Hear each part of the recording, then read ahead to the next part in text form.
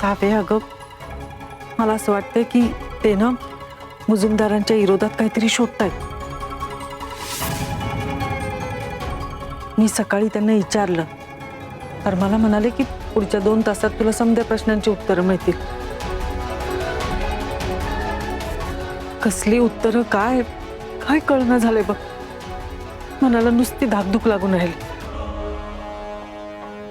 Save, मी इथे आल्यापासून बघते लई अस्वस्थ आहेत ते. तू जरा बोल की त्यांच्याशी. अगं म्हणजे नेमकं काय चाललंय त्यांचं ते तर कळायला नको का?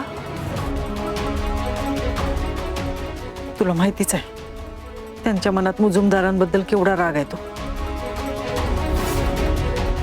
पण त्या रागापोटी तुझ्या आणि धैर्यरावांच्या नात्यावर कोणतं संकट नको यायला बाई.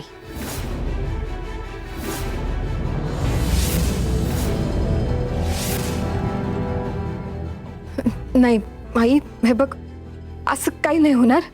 मी बोलते पप्पांशी. हा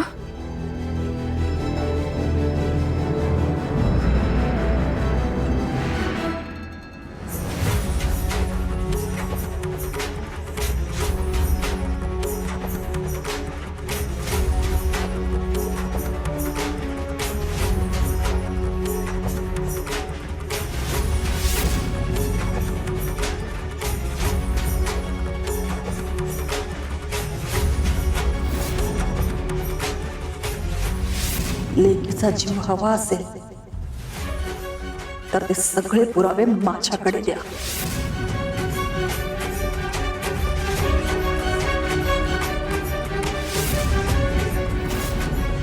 आई अंबाबाई, आता तूच मार्ग दाखव. आज गप्प राहिलो तर आजवर दामिनीबाईंच्या गुन्ह्याला बळी पडलेल्यांना कधीच न्याय मिळणार नाही. पण दुसरीकडे पोरीचा जीव पणाला लागलाय. तिच्यापेक्षा महत्वाचं मला दुसरं काही नाहीये. काय करू आई, काय करू मी?